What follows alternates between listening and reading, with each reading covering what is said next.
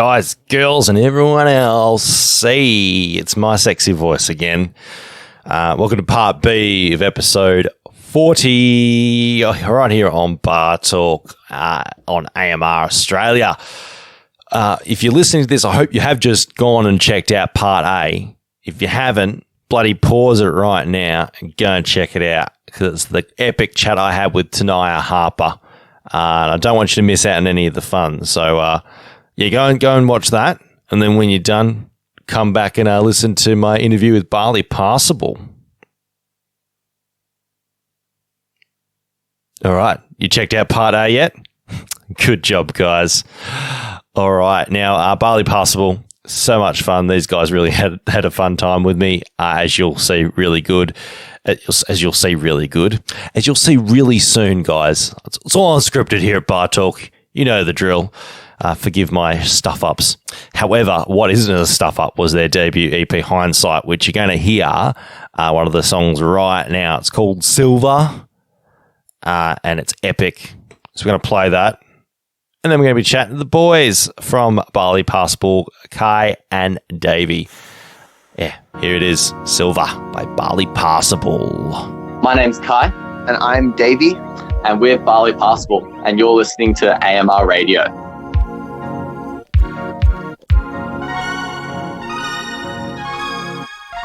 Look down,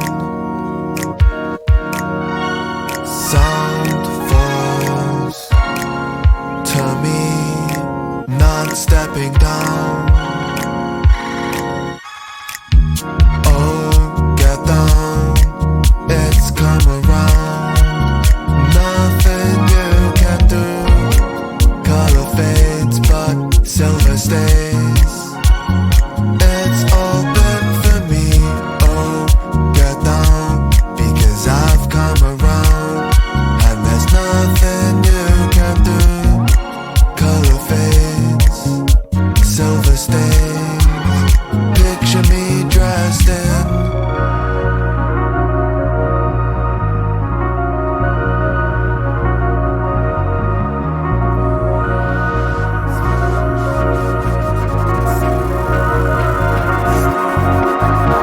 now. I'll be like silver. I'll see, but always because I'll leave like silver, unseen. Here I come.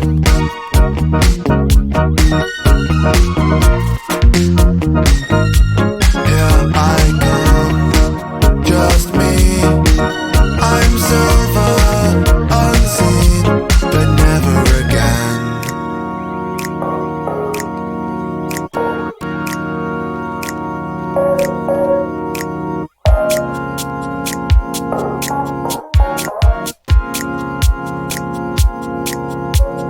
Colors fading, silver staying young, not stepping down.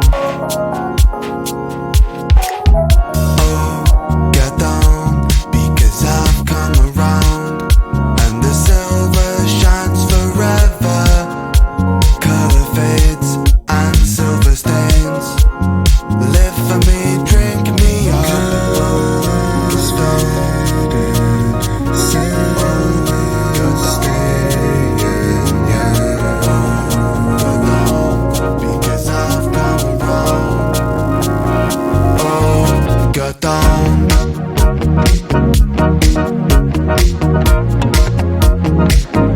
Oh, get down.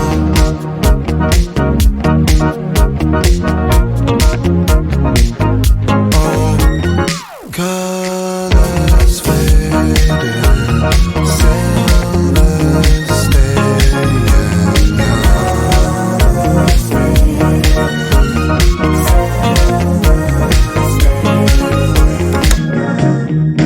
Do you reckon that was it? Yeah, I guess vocal stuff. Yeah, maybe another guitar part. Yes, folks. Take a load of that in. That was the latest single off Barley Passable's debut EP. It's called Silver. In parentheses, it doesn't list this anywhere else but on the actual streaming sites, folks. Silver brackets unseen. So there you go. I said it properly. You better give me a bloody cookie. Anyway, you're in for a real. Speaking of sweet stuff, you're in for a real treat today, folks. Because Barley Passable have just released their new EP, and I'm really excited to have Kai and Davey here on the line, sharing a phone like two. I don't know, what would you call it? What would be the appropriate response to that comment?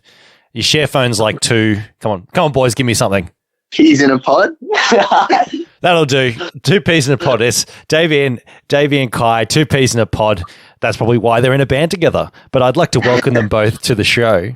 Hey, thank you very much for having us. Yeah, thanks for having us, man. That was the most train wreck introduction I've ever had. No. Oh, no. Welcome to Bar Talk, guys. You must be super keen now that you've got the EP out. And firstly, congratulations, because it is a cool little release. Thank you. Man, thank you very much.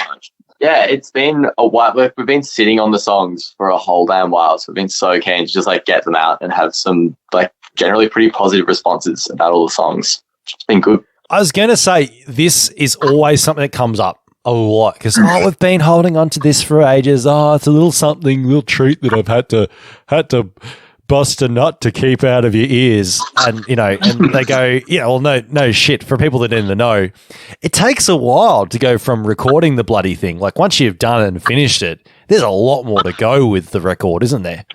Yeah, there sure is. It was it was pretty a bit of a new experience for myself. I know Kai's had some experience kind of working all that stuff out, but because we write and produce the songs ourselves, I guess it kind of cut out one of those steps, so we could just send it off to get mixed with a close friend of ours, James Kristowski, and then we could send it off to Germany for the master.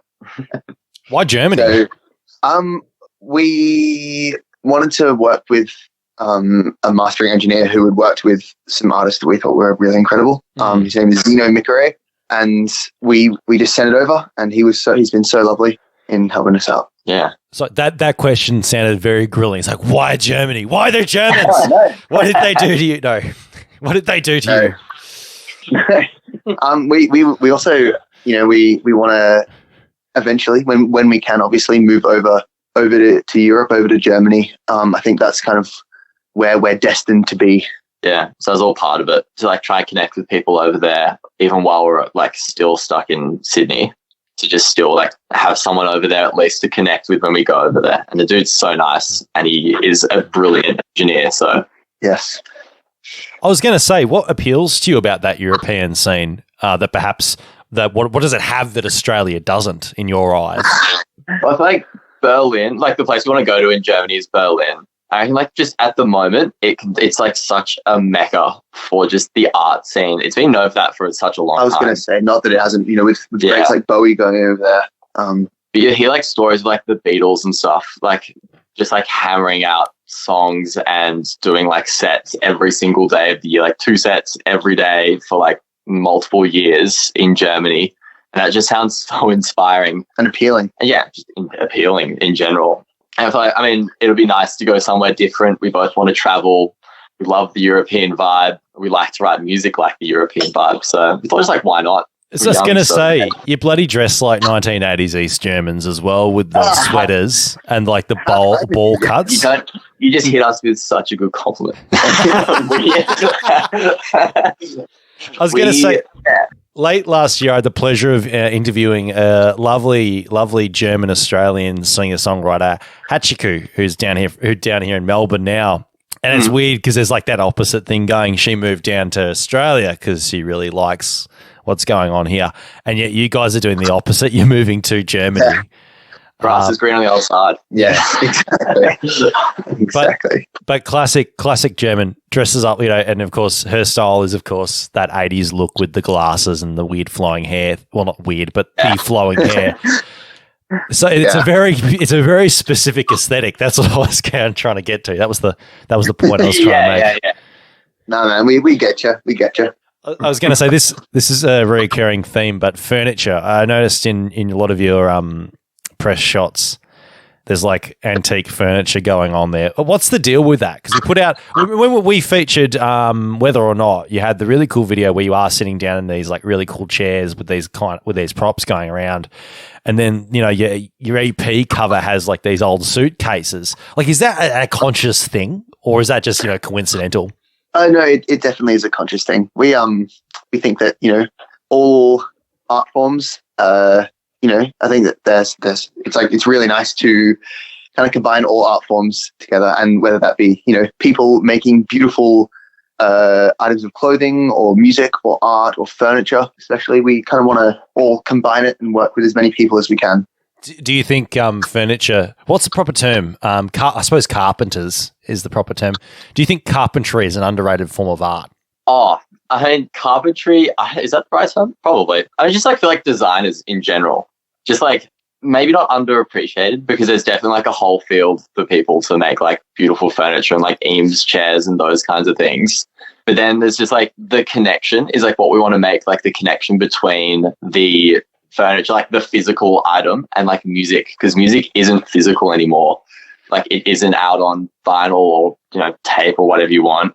It's just like nice to make a connection between like things that you can see, like clothing and design in general, and just like try and associate it with our music, which is a tough thing to do, but we just love looking at that stuff. So we thought, why not try? Yeah. It's just like, is it something you've always liked, or is it just you've grown to sort of like have this weird, well, not weird, I say, this sort of niche, that's the word I was looking for, this niche sort of appreciation for like old art, old furniture and other forms of art. Have you noticed like you've sort of got these real strong interests in those areas?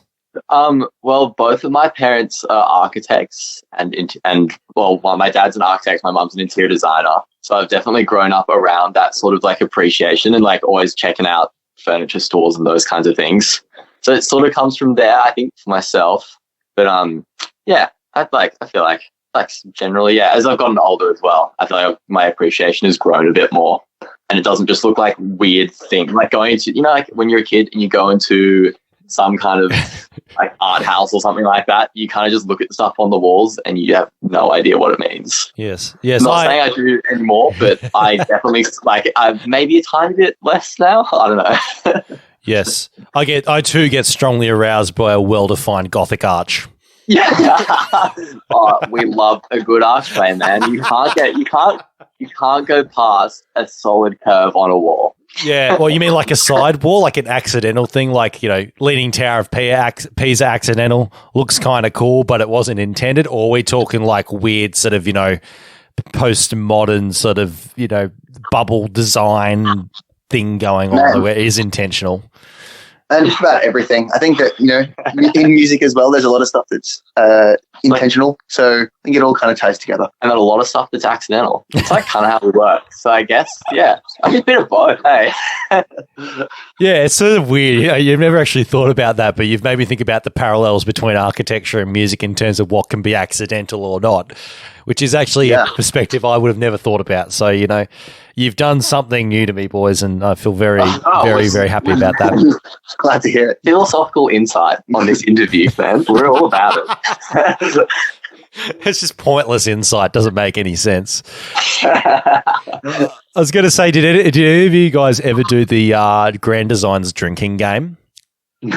Did you? Every time he says something negative. No, did you hear about this? Like somebody came up with the drinking game for Grand Designs. So I can't remember if I've mentioned this before on the podcast, but you know how every game, the original Grand Designs, not the British one, not the fucked up Australian one.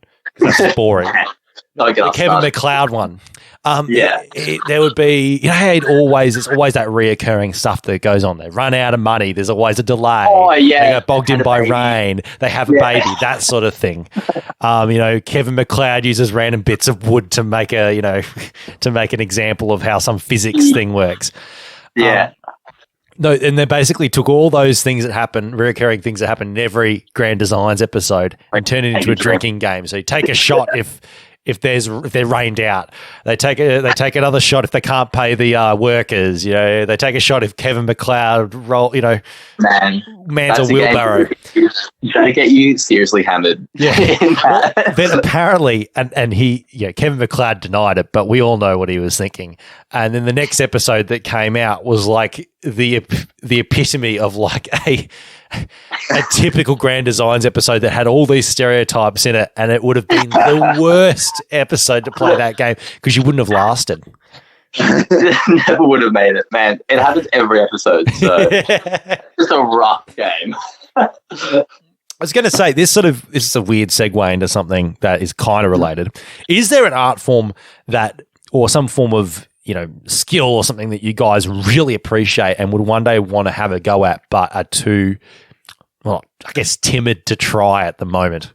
Oh, you don't want it to get in the way of your up and coming spectacular music careers. I think myself personally, I'd love to get into fashion, like just weird fashion stuff. I don't have any idea about that stuff at the moment. Like we buy all our clothes secondhand and we do all that kind of stuff. We go op shopping, all the classics. But then I'd love to get into like clothing design. I think it's such an exciting industry to be in, and like archival fashion as well. We met some people recently who were pretty deep into that, and it just seems like such a massive world that we know absolutely nothing about. Yeah.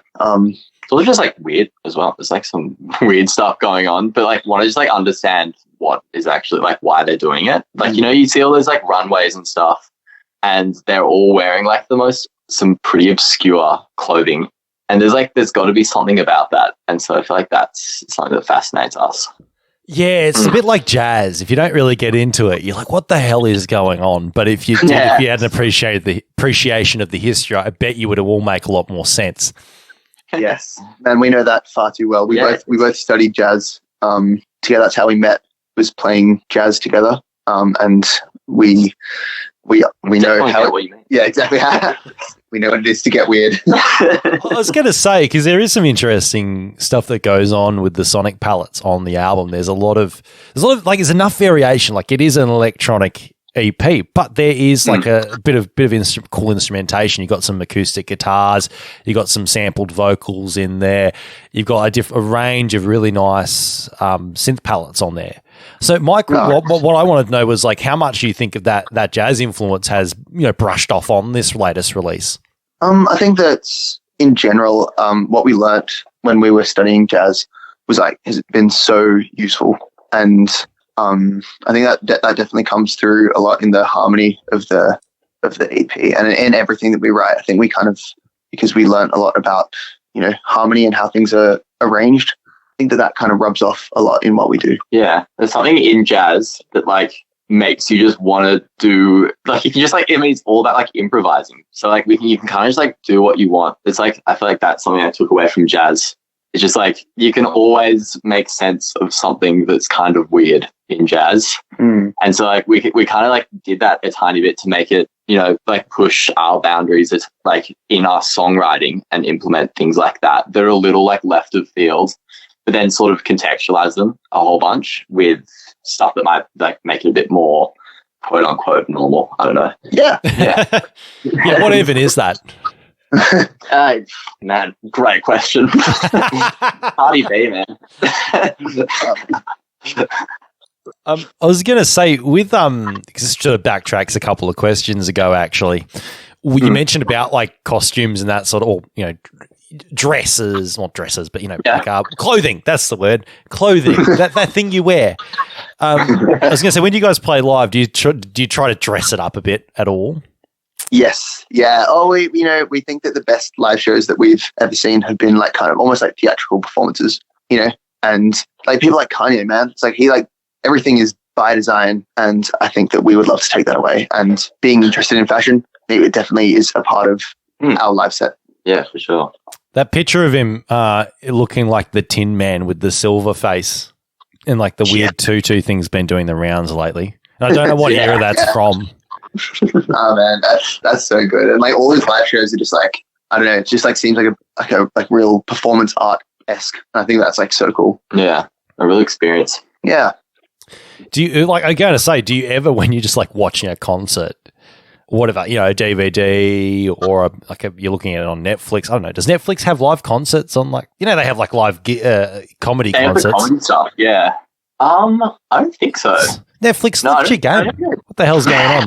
But you know what I mean? Like you watch it, or you turn on the telly and there's a live performance on there. You like immediately reaching for the pen and paper, going and just noting down what you like or don't like, or think, oh, we can implement that in our shows. Yeah, we definitely do that. I think it's probably made us worse patrons to when we go to gigs, because I think we spend more time kind of looking at how we want to implement stuff that we see into our own shows, and less time kind of dancing. But we still do make a lot of time for dancing. We do like nerding out over that stuff. We do enjoy just seeing that and be like, man, that'd be so cool to do on our own set. I was going to say, has there ever been a show that you guys have been to where it's just completely blown you away in terms of expectation? Maybe it was an up-and-coming artist that you hadn't heard, or someone you sort of brushed off as something else, and they come on stage and they just totally flip your expectations, and you go, that's really cool. I didn't expect that, and I really love it. Yeah.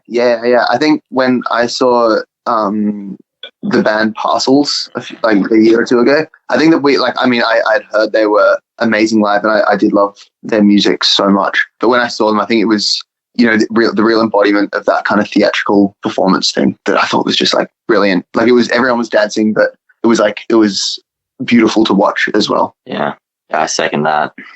Yeah. So what, you were both there, were you? We've both seen them at separate times. Oh, okay.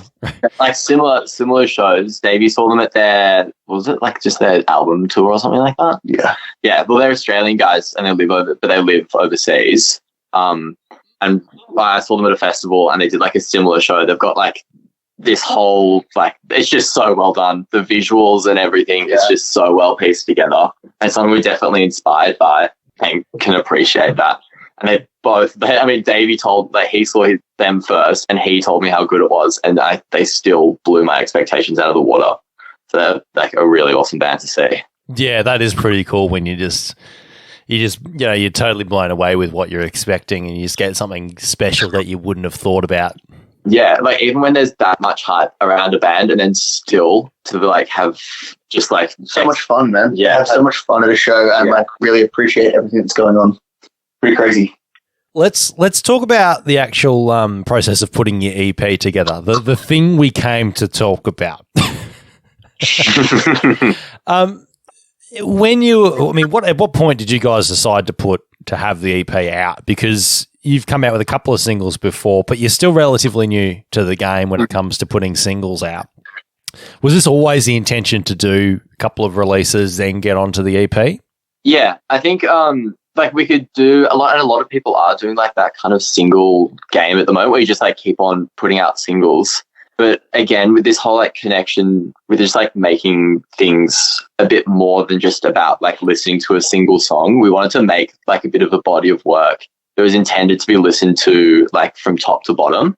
And so we just we were really keen to do something like that. And we've been writing our music for 4 years now. And we've just been sitting on so much music, and we had the chance to sort of hey, let's take all these songs that we're sitting on and piece it all together and try and make something that is really nice to listen to as a collection. Yeah. So that was sort of the goal. And we were let's drop some singles to start off with, see if people actually like to listen to what we make. And then, you know what, screw it, let's just release more songs. We want to have people listening to our music. So, yeah. I was going to say, did you find that, did you find that you were writing certain songs that were more suited from the start to be singles only, and then other songs that you go, you know what, this can probably fit on the record? Yeah, I think yes is the answer. I think that there are definitely kind of groups of songs that were all written at a similar period in time, and obviously, that kind of correlates to what's going on in our lives individually. So if a bunch of songs get written in a certain period of time when some stuff's going on, then I think that is what makes a good collection of music. So if that's been going on for the last couple of years, I think that's kind of how it all ends up. So I mean, did the songs, are you saying then that all these songs came out at once pretty much? Very similar times. I think we more, because the title of we kind of wanted to make the EP itself slightly conceptual, like around the idea of hindsight. So we wrote a bunch of songs at similar times, and then also there was some other ones, like Step Inside, that we'd been sitting on for ages, and we kind of just like revamped it, but it had already the same like concept, like the idea in the song was like conceptually right. So we sort of included it into the body of work as well. Yeah. So, because it does, you've sort of focused on this idea of hindsight, as you say, which of course is the name of the EP. Like when you say hindsight, because it is a very loaded term, isn't it? It's a lot. It can also mean a lot depending on the situation. So, with the perspective of this EP, are you talking about hindsight as someone that's looking back on what they've done, or hindsight from a third person's perspective looking on to something, like the God's eye view, so to speak? Like where do you think the theme on this EP falls along that spectrum of hindsight? I think that most of the time we're looking back at kind of the our own lives, and it's definitely more of a kind of a first person. We're both looking back at what's been going on and how we could have done it differently. So it is very like a lot of these songs, I guess, are drawn from personal experiences then, and what you guys have actually gone through, and what reflecting on that back now as you look back at what's happened. Yes, definitely. Yeah, exactly. We talk a lot about like what we both go through. We're very open with each other. We have to be very honest with each other when we write songs together. It can be very exposing. But we chat about this stuff, and we sort of pick things that we can both relate to, and sort of come together and be like, I understand, or at least like, oh, I've been through the exact same thing. And we think that like just because both of us have been through it doesn't mean everyone's been through it, but like we want to make songs and we write to, make things that people can relate to, connect with. So that's sort of like the way we did it, is we just did it like that. We sort of had our own personal experiences and then came together and thought about what could we have done differently. Did you have to like spend some time before like you could get used to having that experience though, where you are sort of sharing these very personal stories? Or did you find it from the start very easy to do that because it's a mutual thing? No, I think it did take some time. When we were both at university together studying jazz, I think we weren't as well. I know that I probably wasn't as comfortable kind of just like doing like writing stuff around Kai, but after not too long, after like a few months, it became really easy. And now it's like I feel like I can only write music with Kai. It's like it's definitely a collaborative experience now. Yeah, like a single thing. So do you find that you're just bringing ideas and then they sort of get molded as you go together? Is that what usually happens?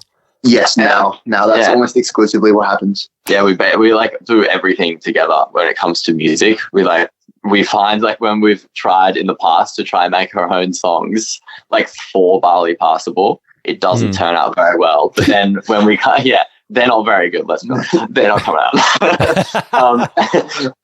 But when we like take those ideas, bring them back to the original version, come together, it's like what we both bring to the table is what ends up being Barley Pass. We don't really write for the sake of writing for this like band project sort of thing. It's what we do when we come together, and that just ends up being under the name Barley Passable. Yes. Yeah, that's not intentional, obviously. You don't intend for it to be barely passable when it comes out, surely. Or is the barely passable thing when you come with the snippets? Like, is it only barely passable at that point in time? Yeah, like our garage EP. Well,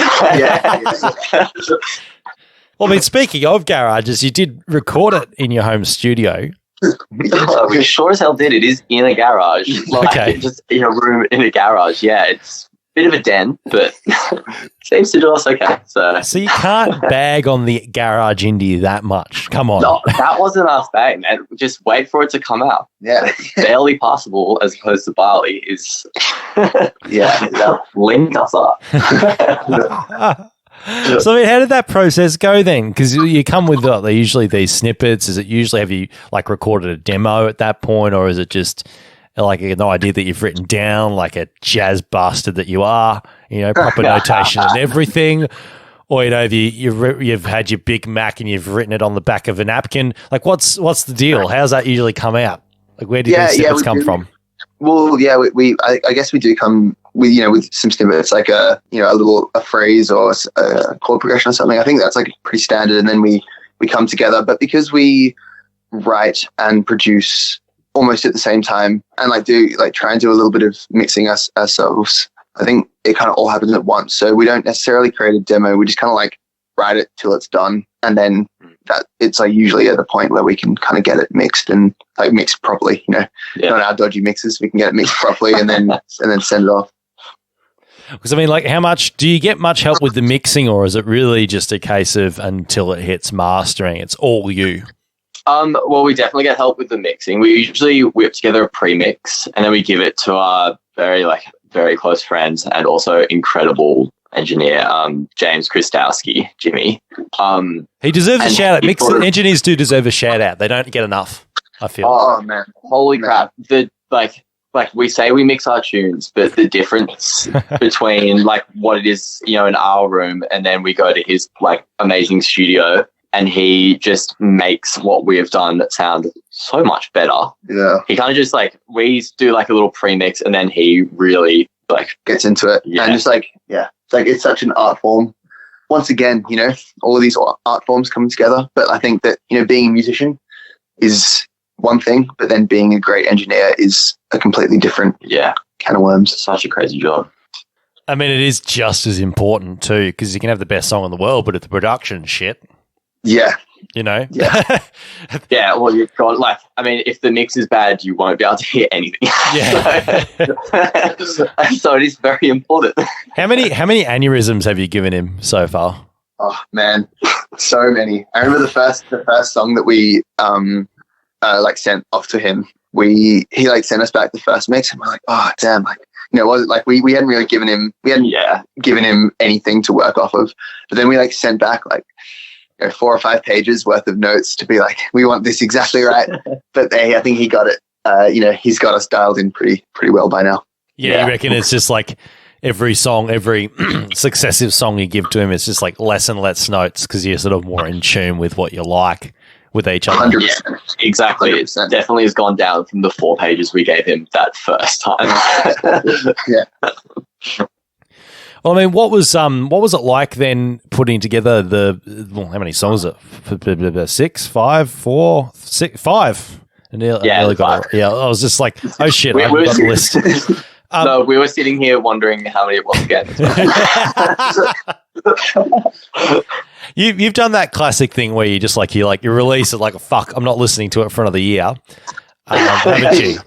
Yes. Yeah. Well, we're looking forwards. We're definitely looking forwards. So yeah, it is what it is. still love them. They're our babies. So. But I mean, you look at it and you go, well, like, I was going to say, how many songs did you end up thinking were going to be on the record compared to how many, you know, ended up being there? Like 15-ish. Like, you know, not a huge amount, but like to make them all fit with, you know, our concept of what we wanted to talk about on the album. Yeah. EP, I should say. I think it went down from about 15. So, I mean, was there much, like, how many arguments did you have over which songs were going to be kept or not? I mean, not actually like that many. We're generally pretty, like, I don't know what the word is. We just like are very agreeable, like, on lots of these things. I mean, like, some of the time the best things are made out of us sort of being on polar opposites and then meeting in the smack bang middle, and they'd be like, oh, that was probably the best decision to make in the end. But when it comes to tunes, we sort of talk it out a whole load and then end up making a pretty unanimous decision. Is there a particular example that that's pretty clear on the record that you can think of and pinpoint and go, yeah, that was a middle ground thing? It would have sounded like this if Davey kept his word. It would have sounded like that if I kept my word. If Kai kept my word. Man. I think that the first track that we released, Step Inside. I think Step Inside. We were Kai was rightfully so. He was like wanting to bring it back and get it to it's just the roots, what was really necessary about the song. And I was like wanting to thicken it up loads. And I think we met pretty well in the middle. Yeah. But like, man, we left it to the last minute. We were only like a few days off of the final mix, or like the final date before we had to send it to get mastered. And I think it happened like two days before that point. Yeah. And we'd been sitting on that track we'd been deliberating over that track for a long time. Like it had gone through so many demos. And then we'd like gone, the way that David was speaking about, like big synth, like heavy stuff, like real thick track. And then also just stripping it way back, like almost too far back. Yeah. So yeah, we definitely met in the middle with Step Inside. Nice. And it was good enough to be a single too. Yeah. So I guess like, churning over them, like they kind of end up being your favorites. Yeah. what's been probably the weirdest feedback you've heard? Like just the most unexpected left of center feedback. If there has been anything like that. I don't know, maybe all your feedback's been vanilla and bland and it was really good and that song was really cool. Like is there some feedback that has sort of stood out and gone, wow, I never thought about it that way, but you're so right.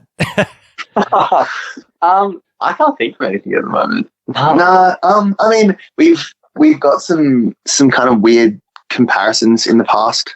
We're very grateful for them, but we got the Kooks as a comparison. Oh yeah. For one of the songs, and I was like, man, I love the Kooks so much, but I didn't really hear much of that we weren't really listening to much of that when we were writing, So I was that was a bit confusing when we got that comparison. But grateful nonetheless. Yeah, such a band. Oh yeah, you take those comparisons on the cheek. You go, yeah, that's pretty cool. Exactly. Yeah, exactly. Man. Big time. I mean, with everything that's gone, I mean, how have you found people's receptions to it overall? Have you been really has it really exceeded those expectations at all? Yeah, man, we've been so jazzed at kind of everyone's response to it. We couldn't be more thankful for people listening and liking what they hear, which is we're so grateful for that. Nice. And I was going to say, with everything that's gone on, because you haven't really been playing live. I know we mentioned before about what you like to do when you play live, but you haven't really had the chance. You were saying before we properly interviewed you, doing the interview properly. Mentioning how there's no dance, can't dance up there. It's like Footloose up in Sydney. Yeah, exactly. Well, we've only there have been shows been played over the last few months, but we've only played 3 shows ever, 3 or 4 shows. And it's been it's been tough playing to a seated crowd. It's definitely a new kind of way of playing it. It is. Yeah. I find it a bit harder. We've both played in bands before and done lots of gigging together separately. But then this is the first time we've gotten up, and obviously with COVID and stuff like that, having to play sit-down shows was very new. And then also having to do a show that we'd never played before, and we just had no idea what this reception would be like to have it as a sit-down gig. It was a little different and kind of confronting to deal with to start off with. But the couple of shows we've played have been really positive. So yeah. It's everybody get on your hands and knees. It's all right. Everybody get on the dance floor. Yeah, exactly.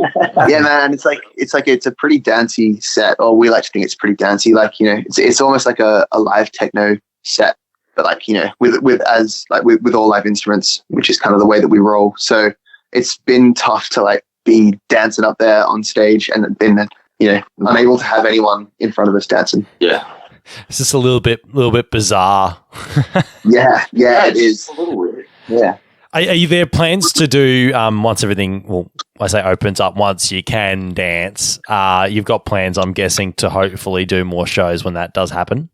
Oh, big time, man. We want to play as much as possible. Yeah. Are you hoping to get around the country too? Or, once you can? Of course. We would love to do a good tour. That'd be amazing. Yeah, we want to get a couple more shows underneath our belt. We really want to get our show feeling really good and sounding really good. As theatric as Kanye. Yes, as theatric. Yeah. Oh, yeah. We hold ourselves to high standards, so we definitely we'll play a bunch more shows around in Sydney, and then we'll get on the road. Yeah, jet off. Nice. And I mean, apart from that, what are you hoping to achieve for the rest of the year? Because there's a lot of the year left, and I mean, like to get the EP out nice and early gives you plenty of time to think about everything else, doesn't it? Yeah, we've been writing like ever since we've finished the EP, which is like a while before it was actually released. We've just been writing more music. We just want to keep on writing tunes. We spend a lot of time on our live set because it's just us two on stage, like covering all the parts. And as Davey said, doing this like live electronic thing. So we really want to push like the live show as much as we can and make it as interesting as fun to go to as possible. But then also like looking ahead, thinking about releasing more singles and then probably doing like another EP. Like we really enjoy the collection of work idea. So we definitely want to do that again, whether it be like EP, longer, shorter, that kind of thing. That's probably the goal. Pretty standard stuff. We really just want to push it and go hard. Well, I mean, you say that, but it's an exciting journey when you're part of it, just experiencing that whole cycle. Yeah, I mean, I explained it very vanilla just then, but damn, man, like we love what we do, and like playing the shows has just been the best thing ever. So much fun. Yeah, so far out. Like we can't wait to do the EP again, and we feel like we've evolved a tiny bit since we released that music as well. So we just, again, just like it was with the first EP, we just can't wait. So we're pushing to get that like music out as soon as possible. I was going to say, how primed do you think you'd be for the festival circuit once that kicks up? Probably next year, I guess. Man, I want to say that we'll be, locked and ready to go. I don't know if hopefully we'll be on, that would be the best thing, to get that opportunity to be on any kind of festival circuit. But I tell you what, we'll definitely be ready. Yeah. Bloody nice. Bloody good. Yeah, that'd be a dream. Guys, thanks. Davey, Kai, thanks so much. It's been real fun having a bit of a chit chat about the EP. Oh, we appreciate it, man. Thank you so much. Yeah, it's been. Yeah, it's been. We got. No, I said I trailed off a bit. Oh, we all do it. It's okay. You're in a bit of a mindset. You just want to like relax. We're just gonna go straight back to the studio, man. Yeah. Oh, late night studio session. Is that how you guys roll? Well, we've been in here. We went into the studio at about like 9 o'clock this morning, and then we just came out to do this. We definitely like to just become like studio rats a tiny bit, and just like do long days. I don't know if you're fans of Black Books at all, the TV show. Oh man, I've seen it. Like I've seen the ads for it, but I haven't seen it yet. You're not going to get the reference. It'll be like that scene where they come out of the house and one of them looks like Frankenstein or the Hunchback, and the other one looks like the mad scientist. They've locked themselves in the house after drinking too much wine. That's pretty spot on, man. It sounds like it's sounds right. More synth, little man. Yes, that definitely sounds like us. Get that church organ sound going. As we walk out after like 14 hours of studio. Yeah. Instead of playing it on a full-on organ, you're playing it on a melodica. You know, one of those things. Yeah. Just playing on I do. Mozart on a melodica. That's something new. I demand that goes in the next EP. Of course, or jazz, or melodica jazz. Melodica jazz. Extraordinarily niche. The jazziest thing about that is trying to time your breaths with the weird time with the 13/8 time signature that's going on. We actually exclusively play in 13/8. So. We're kidding. Oh God, no way. We're finally a man of culture. I want to thank you guys again. Make sure you go and check out the EP. It's called Hindsight, and it's out, I guess, wherever you stream your music, isn't it? Yes, sure is. You guys have got socials, I guess, wherever your socials go, don't you? Yes, the Instagrams, the Facebooks, the Twitters, all those things. Just your standards. Tweet, twat, Facebook a pat. Give the dog an Insta. This old man's going to roll to some tunes, which we will be in just a sec. This is not a single. This next one, actually, we're gonna move on to like what you call the album cut, shall we say?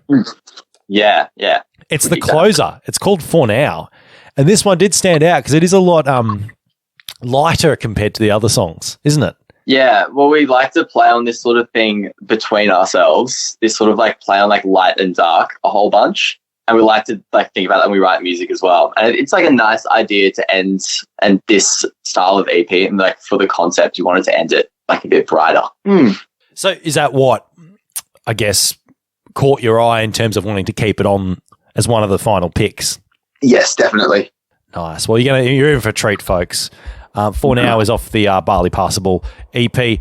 Guys, thanks again. Do you want to take us out on the song and introduce what you're about to hear?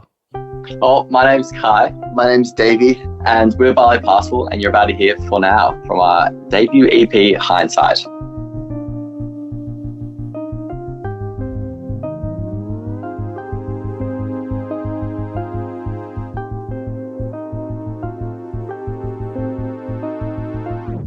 Now, somehow, somewhere you've made it out.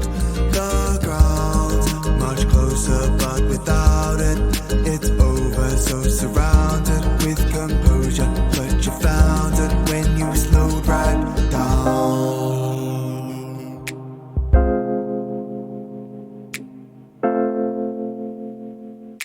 If not me, then who runs round deciding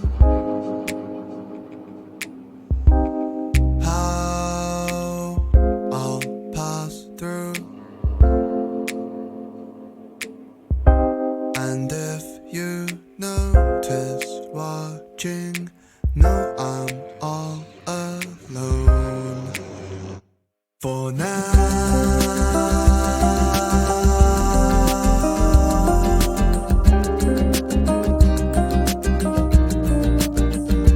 For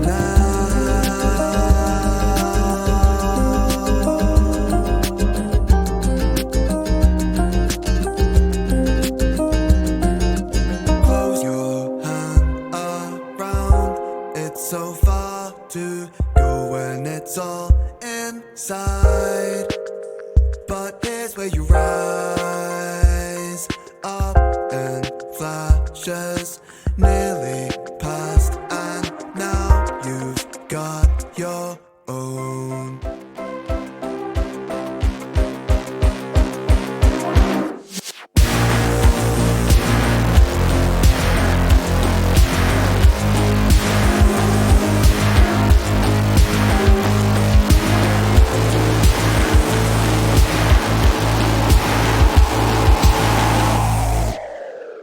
For now, somehow, somewhere you've made it out. The ground's much closer, but without it, it's over. So surrounded with composure, but you found it when you slowed right down.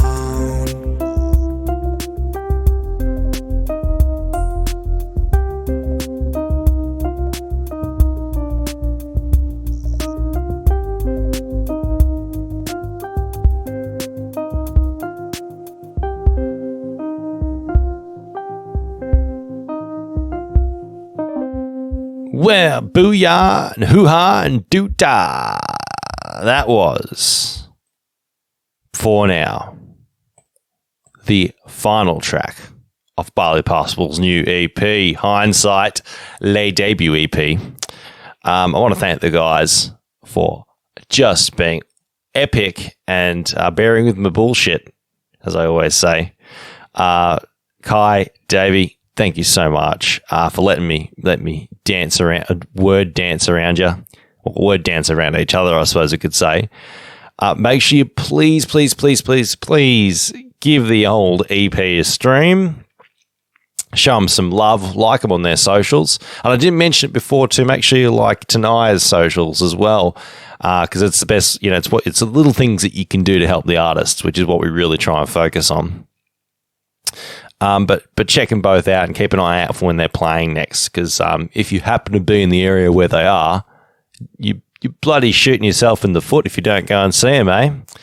Anyway, that's enough of my bullshit. What I want to do is thank, of course, Bossy Music, which I haven't mentioned yet, is the first interview we've hooked up through them. So Bossy, Kaylee and the team from Bossy, you guys are great as well.